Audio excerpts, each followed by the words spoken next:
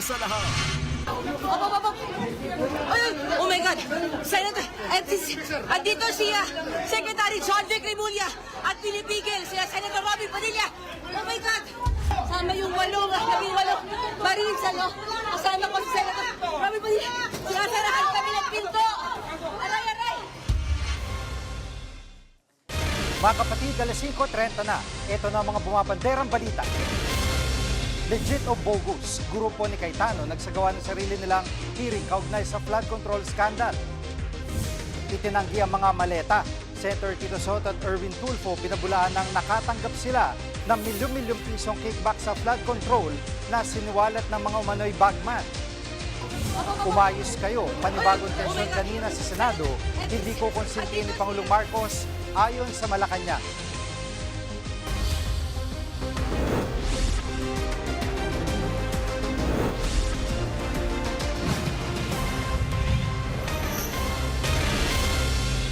Muling nabalot ng tensyon ng Senado ngayong araw matapos ang nangyaring kudeta kahapon. Nagkatulakan ang ilang senador at si DILG Secretary John Vic Remulla habang patuloy naman ang agawan ng liderato ng Senado. Live mula sa Senado, nangunguna sa balita si News 5 Cent correspondent Mian Los Baños. Mian, anong naging ugat ng gulo kanina? Oo, Jiggy, alam mo, parang araw-araw na lang talagang tensyonado dito sa Senado. At sa pagkakataong ito, naging tensyonado na naman yung atmosphere dito sa Senado kaninang umaga matapos kang pigilan yung ilang resource persons na inimbita ng Blue Ribbon Committee para sa pagdinig para sa flood control scandal. Okay, for context lang, Jiggy. Itong Blue Ribbon Committee na tinutukoy ko ay kung saan chairman si Senator Pia Cayetano. Bago kasi yung palitan ng liderato kahapon, si Senator Pia Cayetano ang chairman ng Blue Ribbon Committee at nagpatawag sila ng pagdinig ng Blue Ribbon ngayong araw na ito kaugnay sa flood control scandal. Pero ang nangyari nga kahapon, nagkapalitan ng chairmanship, hindi ba, at ng liderato ng Senado. So, napalitan siya bilang Blue Ribbon ni Senator Erwin Tulfo. So, nagkaroon ng tensyon kasi para kay Senator Erwin Tulfo na bagong chairman ng Blue Ribbon, kinansela niya itong pagdinig na ito ngayon ng Blue Ribbon. Kaya, hindi dapat papasukin yung mga resource persons. So, yan yung context kung bakit pinigilan sa may first floor yung pagpasok ng resource persons ng Blue Ribbon hearing. Pero bago nangyari ang tensyon na yan, nakasalubong ko pa, Jiggy, dito sa may second floor, sila Senators Pia Cayetano at Robin Padilla. Sinundan ko sila doon sa may entrance itong Senate building kung saan nagkakaroon nga ng komosyon dahil ayaw nga papasukin yung mga resource persons. Pero maya-maya, nakapasok din sila. Paano? Inakay sila at nakipagkapit bisig sa kanila mismo si Senator Pia Cayetano para maipasok dito sa loob ng Senate building.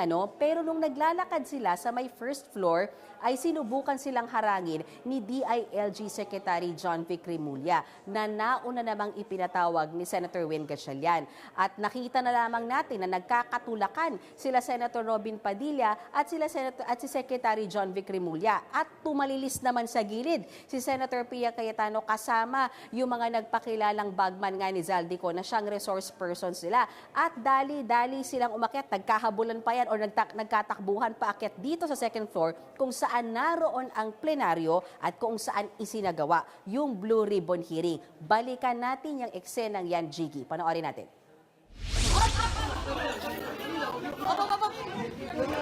Oh my God!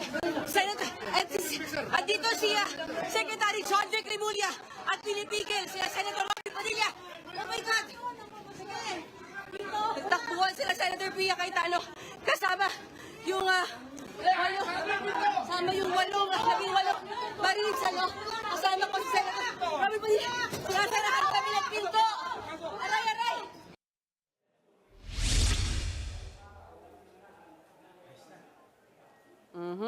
At Jiggy, sa isang pahayag, nagpaliwanag si Senator Robin Padilla at sinabi niya hindi siya ang nagpasimuno diyan sa gulong nangyari sa lobby ng Senado. Kanya-kanyang paliwanag din sila Senator Pia Cayetano at DILG Secretary John Vic Remulla. Pakinggan naman natin to. Sinalubong kami ni DILG Secretary. I don't know what his business is here. I don't know why he's trying to stop us. palabas na ako eh. Sir, is it your intention to block the I was on my way out. 18 Marine, sir? Especially Senator Pia, nagrereklamo po siya, Senator Robin, kasi hinaharang niyo po. Hindi nga, palabas nga lang ako, di ba? Opo. I didn't have anybody to do. Palabas na ako eh. Just checked up, tapos bigla na lang a whole gang went up on. I didn't have any security with me, nothing. So it wasn't up. I wasn't trying to block her. I could not have blocked them alone. At Mayan, yun nga ang tanong, ano bang ginagawa ni Secretary Remulla dyan? Kasi bago yung tulakan, marami ng picture na papasok naman siya ng Senado. So ano ba nga ang gagawin niya dyan kanina? Una natin siyang namataan kanina si Secretary John Vic Remulla habang nagpe-press con bandang alas 9 ng umaga ang inihalal nga na acting Senate President na si Senator Win Gatchalian. Piniliwanag ni Senator Gatchalian na siya mismo ang nag-imbita kay Secretary Remulla para nga daw din mabantayan yung seguridad ng Senado. So we asked si Senator Gatchalian, saan ba nanggagaling yung threat sa mga colleagues ba nila? Pero ang sabi ni Senator Gatchalian, gusto lang nila mabantayan yung seguridad ng Senado dahil nga alam nila na may mga magsistage ng rally sa labas ng Senado. Hence, pinatawag nga si DILG Secretary John Vic Remulla. Chigi. At Mayan, Senate President Pro Tempore ang titulo ni Senator Gatchalian nung siya'y mahalal. At ngayon pumasok na yung Senate President. Paano ba? Sino ba sa kanila talaga yung leader ngayon ng Senado? Alam mo, Jiggy, you can just imagine yung confusion para sa mga empleyado ng Senado. Talagang litong-lito talaga na siguro kung sino ba ang susundin nila. Imaginein mo naman, Jiggy, kagabi, 2 memo magkaiba. Naglabas ng memo si Senator Alan Cayetano na sinasabi niya, tuloy ang Blue Ribbon hearing, pumasok yung mga opisina at empleyado na may kinalaman dyan sa hearing na yan at mag-assist at makipag-cooperate. So yan yung unang memo. Pangalawang memo lumabas, galing naman kay Senator Gatchalian as acting Senate President. Ang utos naman ni Senator Win Gatchalian ay work from home yung mga empleyado ng Senado. So ano ba talagang susundin mo dyan, Jiggy, di ba? Pero kanina sa press conference, nanindigan nga itong si Senator Win Gatchalian na siya talaga yung acting Senate President at kumbaga leader ng Senado habang bakante nga raw muna yung posisyon ng Senate President. So kung babalikan lamang natin, ang sinasabi nga, babalikan lang kasi natin yung nangyari kahapon nga, Jiggy, di ba? Matapos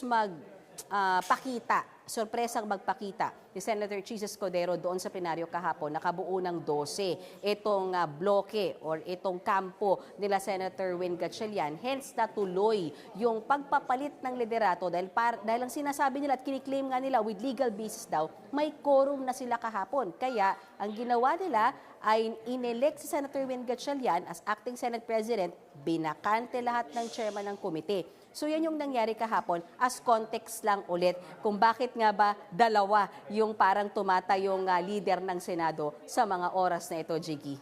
Ang grupong yan, Mayan, ay wala ng tiwala sa isa't isa. Obviously, papaano kaya? Ano ba nakikita nila? Paano mariresolba itong awayan dyan sa loob ng Senado?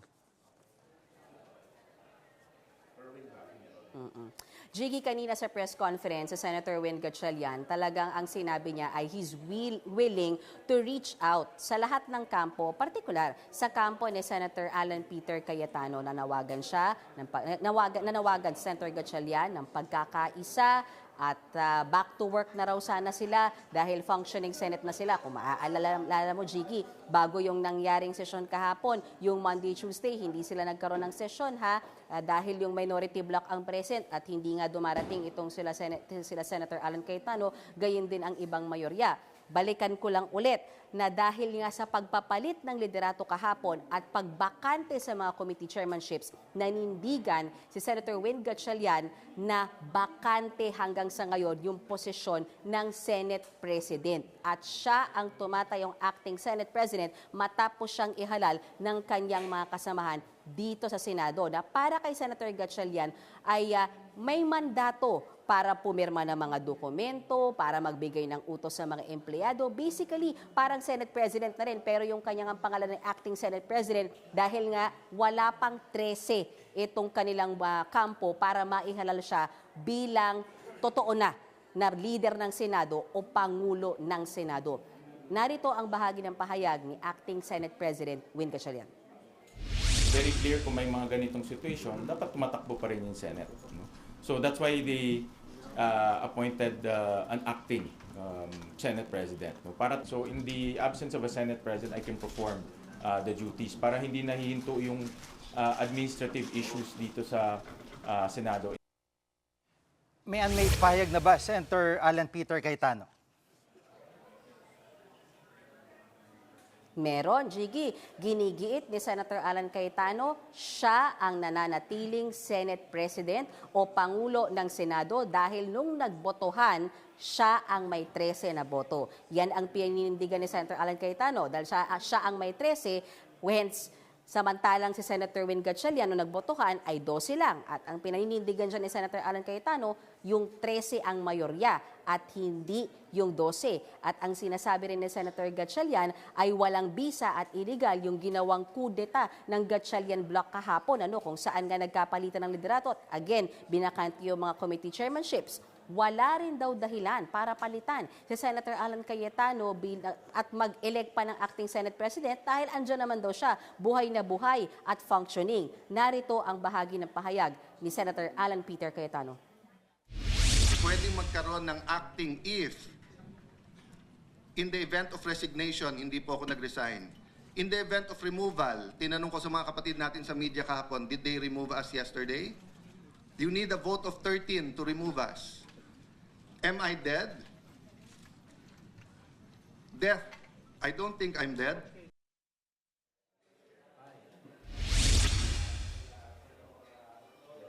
Samantala, Jiggy, may mensahe rin si Senator Cayetano kay Senator Cheese Escudero na sorpresa ngang lumitaw kahapon sa plenaryo. Si Senator Cheese Escudero ay mula sa bloke o sa kampo o sa grupo ni Senator Alan Cayetano na kahapon ay sorpresang dumating sa plenaryo para magbigay ng ika-12 o 12 na senador sa kampo naman nila Gatchalian. If we have the soundbite, pwede nating i-play. Jiggy. I will be praying for him. I love him as a brother. Alam ko yung pinagdaanan ni Hart. Alam kong ama siya na yung nagtatanong yung anak niya anong nangyayari.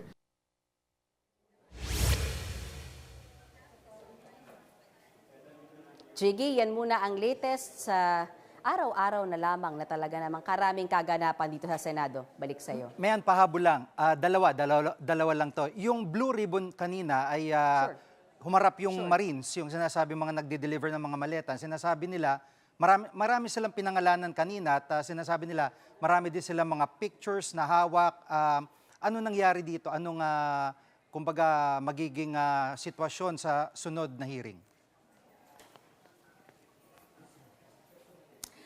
Alam mo, ito nga ang sinasabi dyan, kung may bigat ba yung pagdinig kanina. Kasi isinagawa yung hearing, Jiggy, na walang blue ribbon, walang yung empleyado ng blue ribbon, walang secretariat, walang stenographer. So hindi naka-record yung pagdinig na yan kanina, And if kung napansin ninyo, hindi rin siya nakatelecast sa YouTube ng Senate at maging sa mismong official website ng Senado. Anyway, tinuloy pa rin yung mga pagdinig na yan at tama ka, nagpangalan sila ng mga opisyal ng gobyerno. Meron pa ngang 2 senador. Sabihin na natin, pinangalanan nila sila Senator Tito Soto at Senator Erwin Tulfo na kabilang daw sa mga nadeliveran ng pera pero hindi naman maliwanag kung galing ba sa flood control scandal. At sabihin ko na rin na itinanggi na nila Senator Tito Soto at Senator Erwin Tulfo yung alegasyon na yan dahil nga daw wala naman daw kabase-basihan yung mga alegasyon na yan. Pero ito pa rin yung dagdag ko. So nagkaroon ng hearing ngayon, And then tomorrow, walang office ng Senado. And then sa Monday, magtatawag ulit ng Blue Ribbon hearing under the chairmanship naman ni Senator Erwin Tulfo on the same topic, which is about flood control scandal. At pinag-aaralan daw kung muling iimbitahan itong 18 bagman, nagpakilalang bagman ni Zaldico. Dahil nakausap ko rin si Senator Erwin Tulfo kanina na siyang tumatayong chairman ngayon ng Blue Ribbon Committee na sinasabi niya, hindi niya alam kung may bigat pa ba yung sinasabi nitong mga nagpakilalang bagman dahil mukha naman daw nagpo-forum shopping na lamang sila. So mukhang nakamonitor din si Senator Erwin Cayetano sa pagdinig ng Blue Ribbon under the chairmanship naman ni Senator Pia Cayetano, Jiggy. At panghuli na lang, kanina munti ka na maipit. Rinig na rinig yung sa live mo ng News 5, yung talagang naiipit ka na doon. Kumusta naman kung magkaroon ulit ng tension bukas o sa ibang mga araw dyan? Alam mo, Jiggy, parang araw-araw na siya talaga dito sa Senado. Parang nagiging norm yung pagiging tensyonado talaga ng Senado. Simula mo doon sa panahon na nagkaroon ng barilan, araw-araw na akala mo may kudeta dahil naging napaka-unstable nga. Simula din doon sa yung openly sinasabi ng minority bloc na gusto nilang palitan yung liderato, and then itong mga nakaraang araw na walang sesyon, and then nung nag-walk out yung minority bloc, and then yung hindi naman nagpakita yung majority bloc sa sesyon, hanggang sa nangyari nga ito. So siguro, Jiki, parang nasasanay tayo at hindi naman sa nag-expect pero nagre-ready tayo sa Lunes kung ano nga bang pwedeng mangyari sa pagdinig na yan ng Blue Ribbon Committee, dahil ang sinasabi ni Senator Erwin Tulfo ay imbitado ang lahat, pati daw yung mga tinatawag nilang minority bloc o ito namang grupo ni Senator Alan Peter Cayetano. Jiggy. Maraming salamat, Mian Los Baños, live mula sa Senado. Sa kabila ng nangyaring gulo, tinuloy ng Grupo ni Senator Alan Peter Cayetano ang kanilang pagdinig. Ilang senador sa Gatchalian Block ang inakusang tumanggap ng mali-maletang kickback sa flood control scandal. Live mula rin sa Senado, nangungun sa balita si Mon Gualvez. Mon, anong basihan at detalye ng mga aligasyon? Alam mo, Jiggy, ang pinakabasihan ng naturang aligasyon ay yung testimonya naman ng 18 nagpakilalang ex-Marines at dating bagman di umano ni dating Ako Bicol Party List Congressman Zaldico. Idinawit nga nila sa umano'y kickback scheme sina Pangulong Bongbong Marcos, dating House Speaker Martin Romualdez, ilang mga senador at mga kongresista, maging ilang cabinet secretaries na noon at ngayon actively nagsuserve pa sa bansa.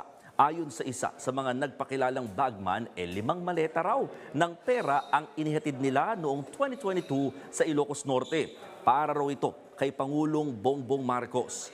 At ang kwento pa naman ng nagpakilalang Sergeant Belnard Tube, nag-deliver din sila ng pera sa isang bahay nga sa Paway, Ilocos Norte. Nakita niya raw ito, ang larawan ng mga miyembro. Nakita niya raw doon yung mga larawan ng mga miyembro ng Marcos family. Dagdag pa ni Tube, nakita niya rin sa loob ng bahay sina Pangulong Marcos, sina asawa niyang si First Lady Liza Arneta Marcos at si Congressman Sandro Marcos. Idinawit din ng mga nagpakilalang bagman si Senator Tito Soto. 5 malalaking maleta naman daw ang dinala nila sa isang gusali sa Baclaran na iniuugnay kay Soto. Git nila, nahahati raw sa 3 sukat yung mga maleta. May small, may medium at large. Nasa 20 hanggang 25 million pesos yung small, habang 40 to 50 million pesos naman yung laman ng medium, habang nasa hanggang 70 million pesos ang nasa large size ng maleta.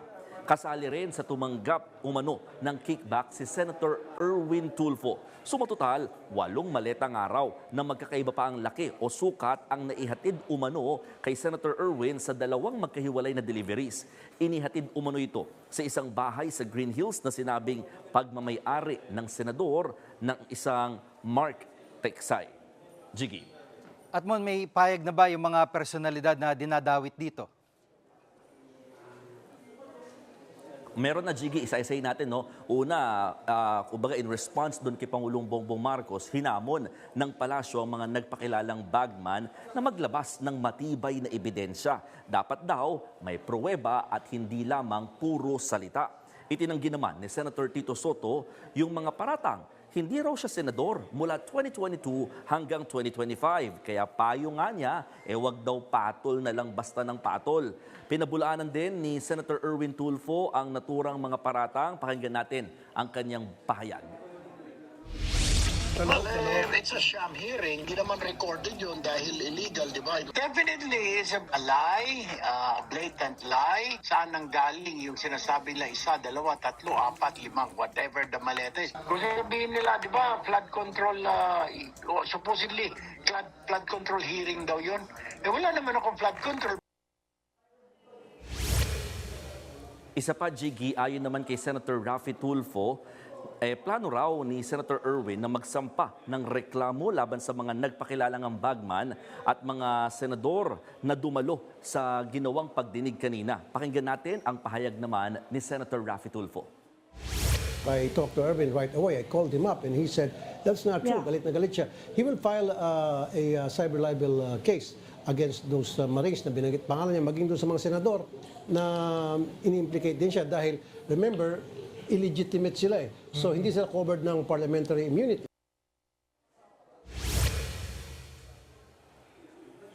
Jiggy, paniniguro naman ni SP Cayetano, ipapasok daw nila yung mga nangyari sa pagdinig sa Senate record sa kabilangan ng kawalan ng mga tauhan ng Blue Ribbon Committee kanina. Kaya naman sila na nga mismo, no? Yung nanguna, siya na mismo, si Alan Peter Cayetano ang nag-lead ng oath, no, or panunumpa ng mga nag-testify o mga resource person, at talagang sila na lang talaga ang nag-asikaso at talagang nag-administer dito nga sa naturang hearing. So nung tinanong natin kung ito ba ay matuturing na legitimate at paano ito mapapasok sa records, they will do it daw. No, yung mga staff daw niya ang magpapasok sa Senate records ng naturang pagdinig na ginawa kanina. Yan muna ang latest. Balik sa iyo, Jiggy. Yan ang ulat ni Mon Gualvez live mula sa Senado. Susunod, mga nagbabangayang senador binalaan ng palasyo. At Senator Cheese, namataan nga ba sa palasyo bago kumalas sa Cayetano Block? Diyan lang kayo mga kapatid, dapat una sa lahat.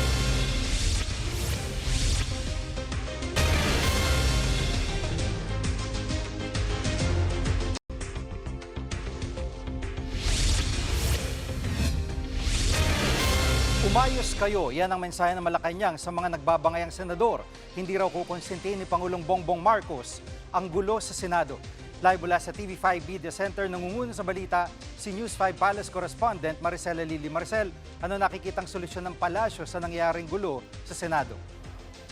Alam mo, Gigi, tinanong din natin yan kanina kay Palace Press Officer Claire Castro, pero hindi niya idinetalye kung ano nga ba yung pwedeng paraan na nakikita ng Malacanang nang sa gayon ay masolusyonan itong nangyayaring tensyon sa Senado. Matatandaan kasi natin na sinabi kahapon ni Pangulong Bongbong Marcos na tinitingnan nila yung mga legal options para maremedyohan itong nangyayaring problema dyan sa Senado. Bagamat hindi niya yan idinetalye, simple yung kanilang mensahe sa Senado. Umayos kayo. Yan yung sinabi ni Yuse Castro. Sabi rin niya, hindi daw kukonsintihin o ito-tolerate ni Pangulong Bongbong Marcos yung nangyayaring tensyon dyan. Kasunod yan nung nangyaring tulakan sa pagitan ni Senador Robin Padilla at ni Interior Secretary John Vic Remulla habang ipinapasok nga yung mga ex-Marines dyan sa Senate para doon sa pagdinig kanina. Pero ang sabi ni Yuse Castro, malinaw ang kanilang posisyon. Ang kinikilala nila bilang acting Senate President ay si Senador Sherwin Gatchalian.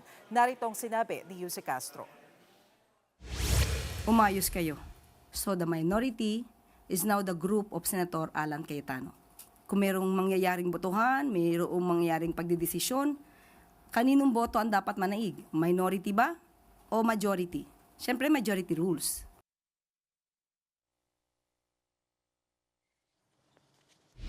At Maricel, ibig sabihin to ay kinikilala talaga ng Malacanang ang nangyaring kudeta sa Senado kahit sinasabi naman ng kampo ni Senator Cayetano na illegal ito.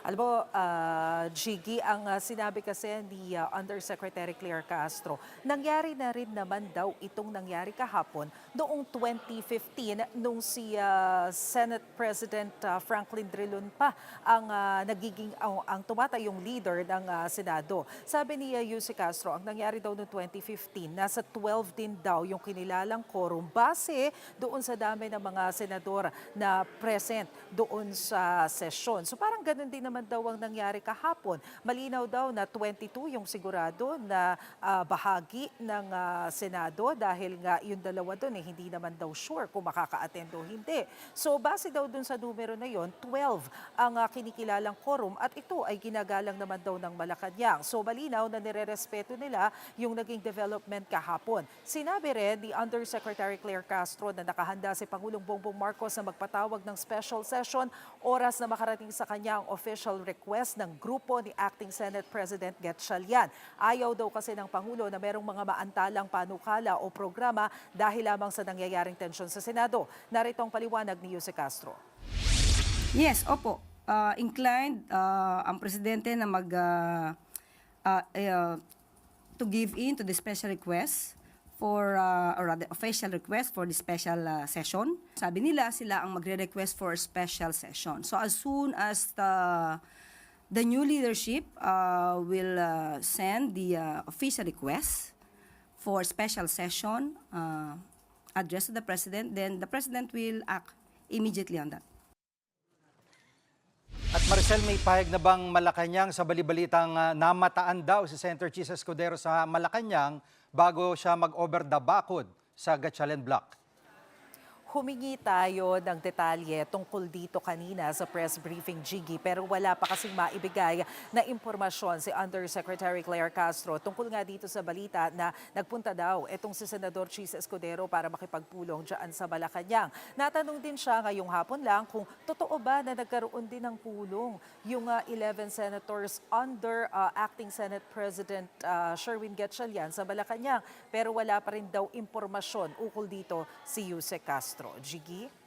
At sa hearing kanina ng Cayetano Block, inakusahan ng 18 nagpakilalang bagman si PBBM na tumanggap umano ng maleta ng pera at ito'y dineliver sa Ilocos. Anong sagot dito ng Malacanang?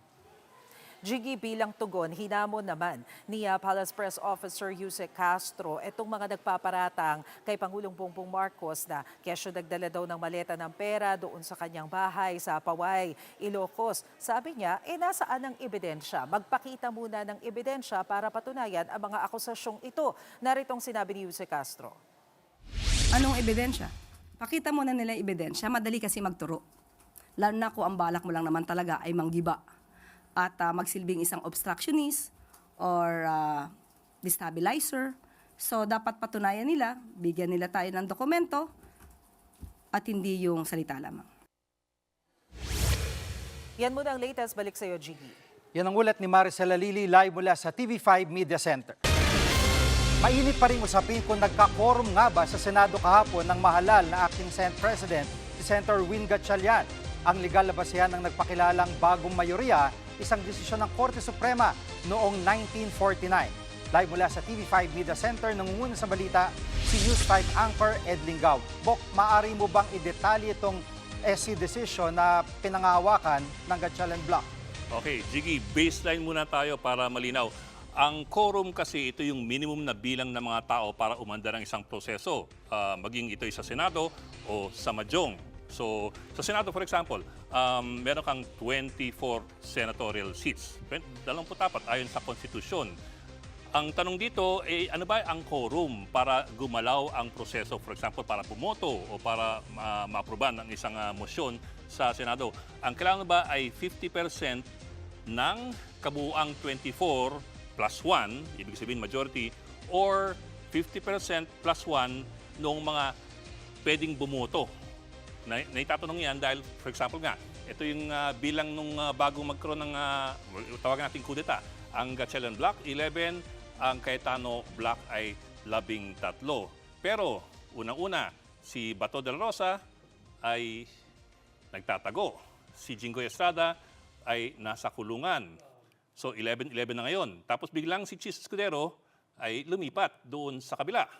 So, ngayon, meron kang 12-10. Ang tanong ng iba, so ano yung quorum? Ang quorum ba ay 12 o 13?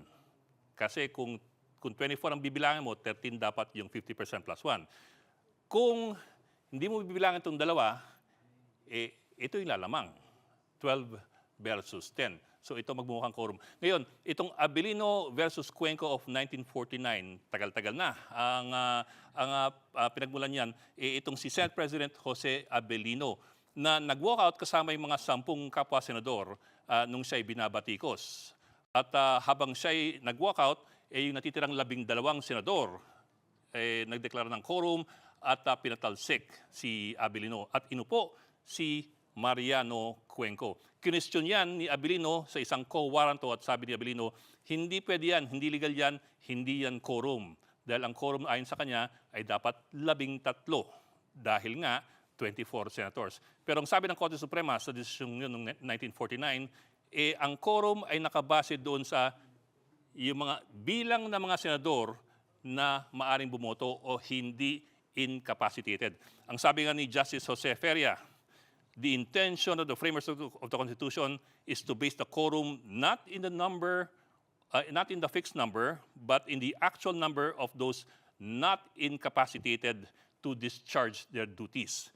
So kung pagbabasihan mo yon, out itong dalawang ito at ito nga ay maaring tawaging quorum. So kung doon lang, mukhang ito ang lumalamang ngayon bilang isang quorum. Jiggy. At Bok, dahil nga dito sa Avellino versus Cuenco, tama bang sabihin na pwede bang mapatalsik ng Gatchalian Block Senator Alan Peter Cayetano bilang Senate President? Medyo qualified yung sagot yan kasi unang-una yung Supreme Court noong 1949 ayaw niyang makialam doon sa pagdedesisyon kung sino ang bossing sa Senado. Sabi niya, that is beyond our jurisdiction. That is a political question. So, mulat sa pool, sabi ng Korte Suprema, hindi kami makikialam kung sinong inyong ihahalal na Pangulo o Senate President ng upper chamber. However, ang sabi rin ng Korte Suprema, kung pagbabasihan mo lamang ang bilangan doon sa quorum, kung sino ang may quorum, maaari niyang gawin ang gusto niyang gawin. Maaari siya magdesisyon, maaari siya magpasa ng mga motion, at maaaring baguhin yung setup ng Senado. So in that sense, indirectly, sinang-ayunan ng Korte Suprema ang ginawa ng quorum na kanyang nirecognize noong 1949 doon sa kampo ni Mariano Cuenco. So yun, medyo hindi ganun kasigurado kung pwedeng direktang makialam ang Korte Suprema kasi nga hindi siya nakialam noon. Pero sinang-ayunan niya noon na ang merong may quorum ay maaring gumalaw. Parang ang sinasabi niya, ang maliwanag doon, parang sinasabi niya yung physically present na pwedeng bumoto, yun yung magiging basehan ng quorum. Pero sa pagkakataong ito, anong pwedeng gawin ni Senator Cayetano? Gayong 12 lamang yung Gatchalian Block physically.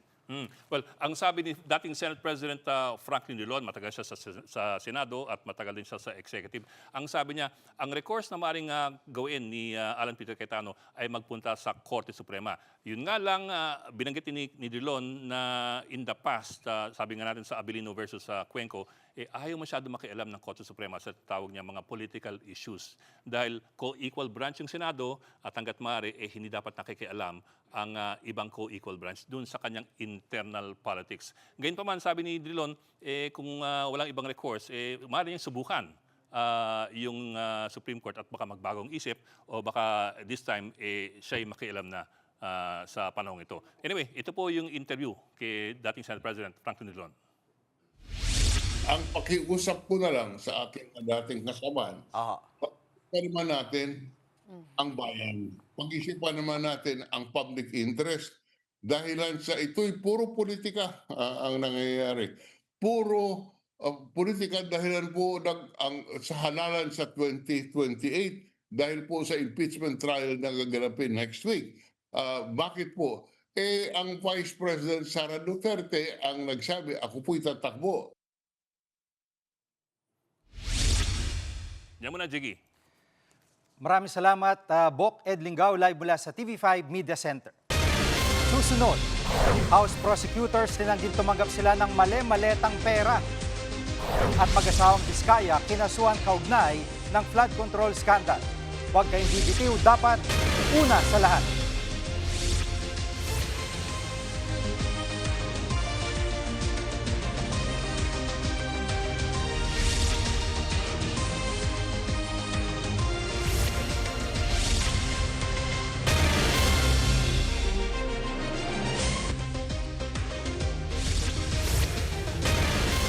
Pumalag ang ilang House prosecutors na inakusahang tumanggap ng mali-maletang kickback sa flood control projects. Dinawit sila ng nagpakilalang bagman ni Zaldico na iniharap ng Cayetano Block sa kanilang hearing sa Senado. Live mula sa Batasang Pambansa, nangunguna sa balita si News 5 House Correspondent Marian Enriquez. Marian, anong depensa ng mga inakusahan pinangalanan ng mga House prosecutors? Jiggy, tinawag nga na kasinungalingan ng ilang House prosecutors yung aligasyong tumanggap sila ng mali-maletang pera mula nga doon sa 18 nagpakilalang bagman ni dating Congressman Zaldico. Isa nga po doon sa mga idinawit si Bicol Saro Party List Representative at House Prosecutor Terry Ridon. Mariin niyang itinanggi yung paratang. Pebrero pa raw kasi, Jiggy, lumutang yung affidavit nitong 18 pero wala naman doon yung kanyang pangalan. Pero sa pagdinig ngayong araw, bigla na lang daw siyang nabanggit. Narito po yung kanyang pahayag. Sa kahit anong panahon, sa kahit anumang lugar, wala pong dineliver sa akin na kahit ano pong maleta. We are looking at it as a deliberate attempt to besmirch the credibility of the prosecution panel, but we will not be deterred. Tuloy po yung paglilitis.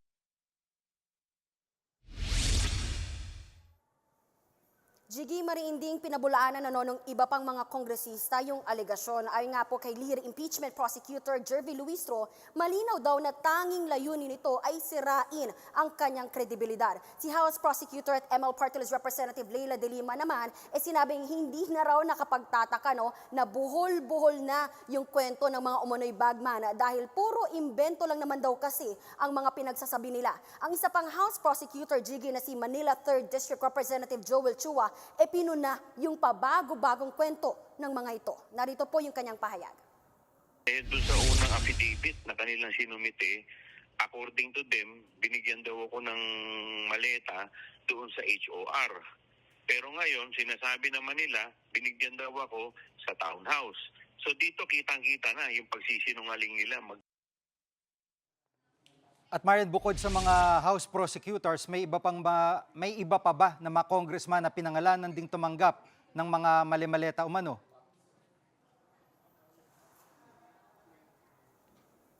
Yes, Jiggy, may iba pa namang nadawit na hindi naman House prosecutors pero miyembro at aktibo doon sa naging impeachment proceedings sa Kamara ni VP Sara. Kabilang na nga po riyan si House Prosecution Panel spokesperson Lanao del Sur Representative Zia Alonto Adyong na sa kanya nga pong pahayag, itinanggi niya na may natanggap siyang maleta o pera kanino man. Samantala si Palawan 2nd District Representative Jose Alvarez naman pumunta pa Jiggy mismo doon sa Senado para pasinungalingan nga yung paratang sa kanya. Narito po yung kanyang pahayag.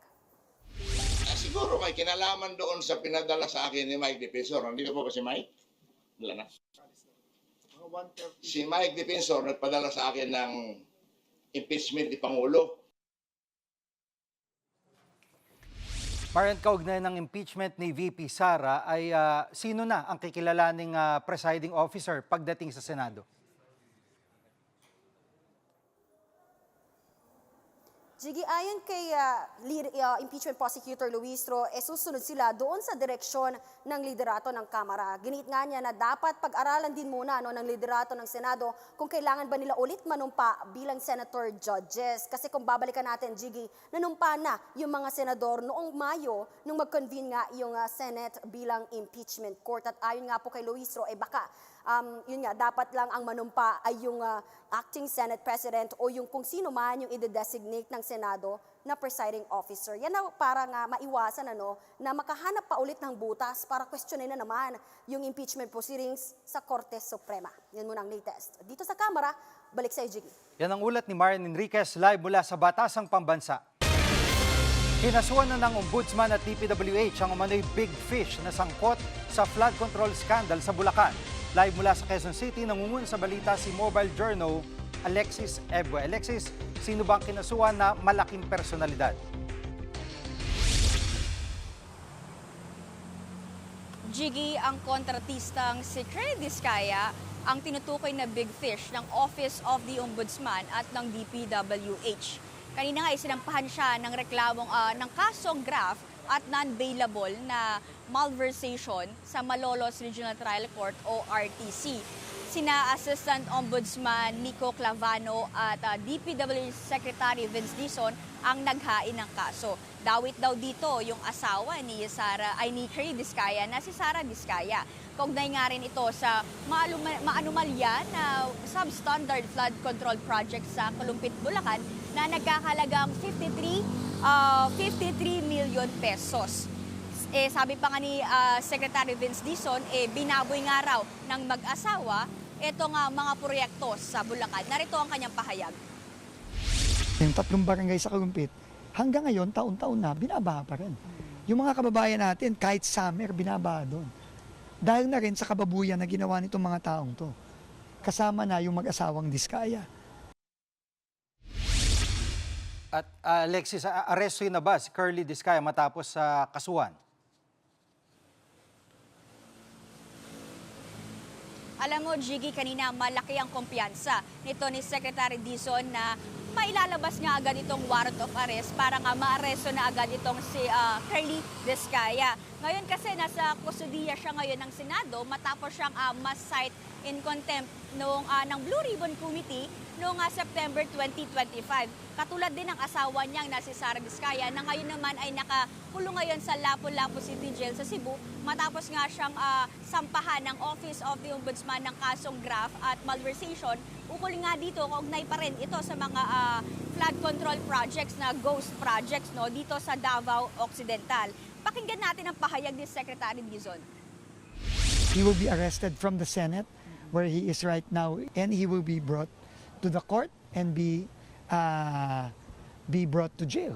Kasi non-bailable ito.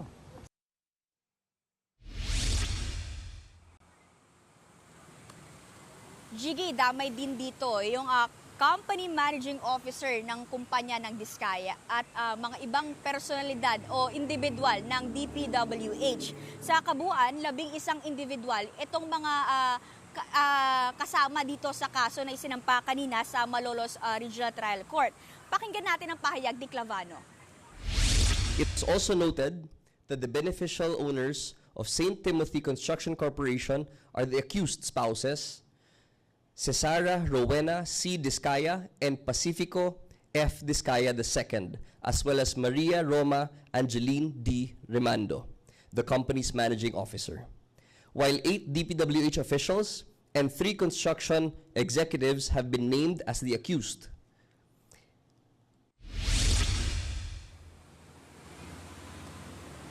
Yan mo ng latest, balik sa'yo, Jiggy. Yan ang ulat ni mobile journalist Alexis Ebue live mula sa Quezon City. Susunod, mga Duterte at Marcos supporters nagkagirian sa labas ng Senado. Huwag kang bibitiw, dapat una sa lahat.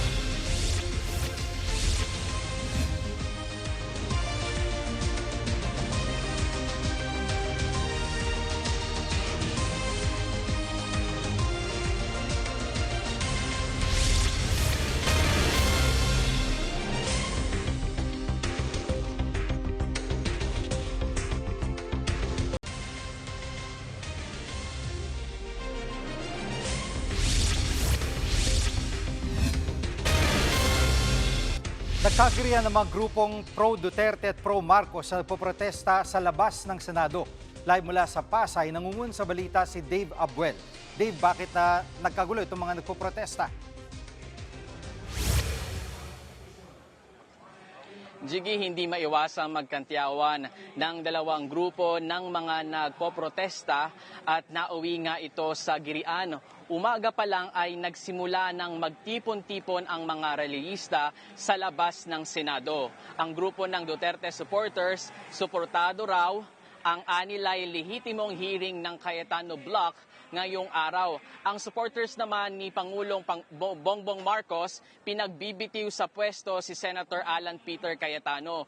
Hindi naman naiwasang magpang-abot at magkagirian ng dalawang grupo. May mga rallyista na nagambahan at meron pang nagkasakitan. Ang ilan nagbatuhan pa ng lalagyan ng tubig. Meron pang tila ihi ng tao ang laman ng boteng inihagis.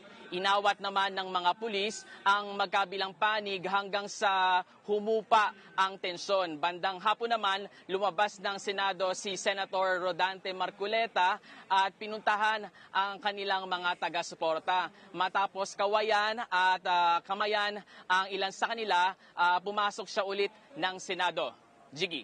At Dave, dahil sa gulo ay meron bang naaresto mga pulis? Jiggy, sa kasagsagan nga ng tensyon, may isang lalaki mula sa grupo ng mga Duterte supporter ang pinusasan ng mga pulis. Napagkamalan kasi itong lalaki na kasama roon sa mga nanggulo. Tinanggalan din siya kalaunan ng posas matapos pakiusapan ng mga rallyista ang mga pulis. Jiggy. At hanggang kailan itong protesta ng dalawang grupo at kumusta ang seguridad sa ngayon?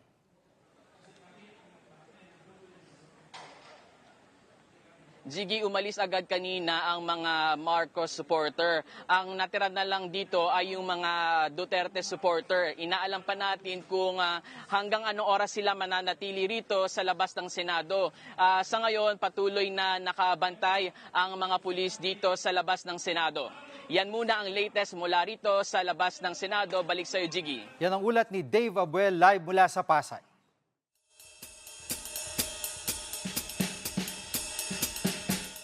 Pahabol mga kapatid, walang special treatment kay Senator Jinggoy Estrada.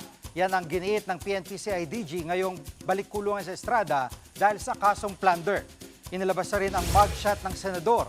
Kapansin-pansing pinatong lang ni Estrada ang orange detainee shirt na dapat ay suot niya.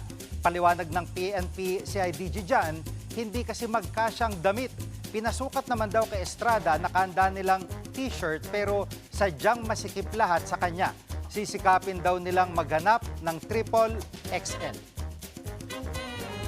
Kaming inyong mga kapatid sa Balitan at Public Service, dapat una sa lahat. Abangan niyo ulit kami bukas dito sa TV5, 1PH, RPTV, True TV at 105.9 True FM.